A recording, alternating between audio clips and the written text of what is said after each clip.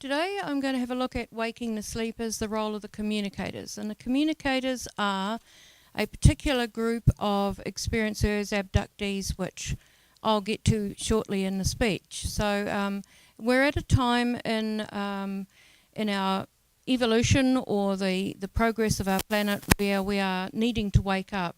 Not just everyone, but in particular certain people within the contact phenomenon. First of all, I'd like to start by talking about some defining moments or events in my life. This happens to us all, where we have things happen in our lives that happen for a reason or a meaning. And in terms of my own contact experiences, there are some defining moments that really made me wake up and sit up. So I'll just briefly look at that. First of all, in 1962, when I was 8 years old, I had been seeing entities. I didn't know they were entities. They just looked like glowing silhouettes to me, coming into my room at night and taking me places. The next day I would remember some of what took place, but not a lot of detail, and I certainly did not see their features at the time. Perhaps that was because they didn't want to scare me.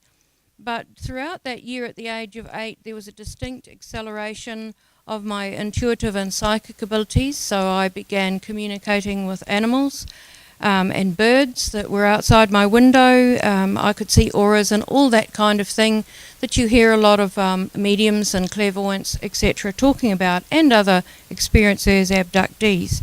But also this was accompanied by an acceleration in academic interests.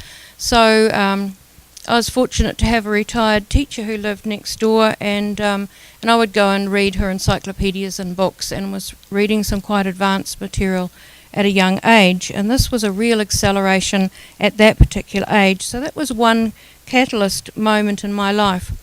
The next didn't happen until I was 20 years old, when I was travelling on a backcountry road in New Zealand with a flatmate of mine.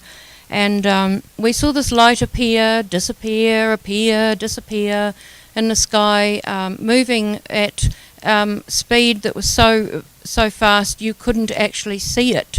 You couldn't see the movement. It would be in one spot, and the next minute it would be clicked out and appear right next to you, and so forth. We had quite a heated discussion as to whether this was a helicopter, fast-moving helicopter, or something else. Because I already had memories in childhood of having seen a UFO with my parents, a long orange elongated light that was nothing like anything that we would have found in rural New Zealand in those days. UFOs or flying saucers were in my reality. They were not in the reality of my flatmate in the car, who was a scientist. Anyway, it was a late afternoon, bright golden sunlight on the paddocks, and the next thing, this light comes up behind us. It's wider than the road. It comes over the car, and to cut a long story short, it lifted the car off the road. It was extremely bright white light that was so painful to the eyes, and you could hear an intense buzzing sound that went right through your entire body and every atom in your body. The next thing we remembered, it was actually dark, and we were at the far end of a 2.5 kilometre straight, wondering what had struck us. So that was another defining moment in my life that catapulted me into not only contact research, looking at other people who may have had a strange experience like this, because at that time very little was known about what was happening in the States at that time, but it also launched me into UFO sighting research in New Zealand.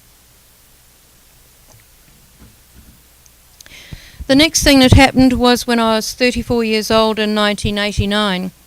And at this point, my experiences had been going on for quite some time. So I'm just looking at the catalyst moments amongst those experiences that were of vital importance.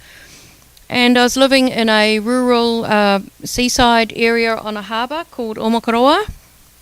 And I remembered, that's a photo of it in the daytime, and I recalled being in the hallway of my home at night with one of my sons. My husband was away, and my other son, we were about to be taken somewhere which would leave my second son alone in the house.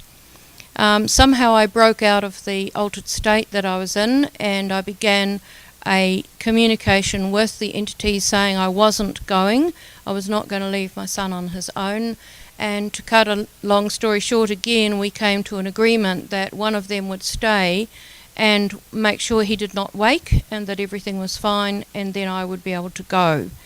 And I had vivid memory of this experience, very extensive memory of it, and what took place, and going down this roadway, being floated down a roadway over water and onto a craft. And that's a little mock-up my husband's done on Photoshop that shows what took place. I was floated over the water and into the bright light coming out of a craft. So this was a defining moment for me, because in the little communication that I had with them, they said to each other, it's time for her to remember more. And so that was a really important point in my contact experiences.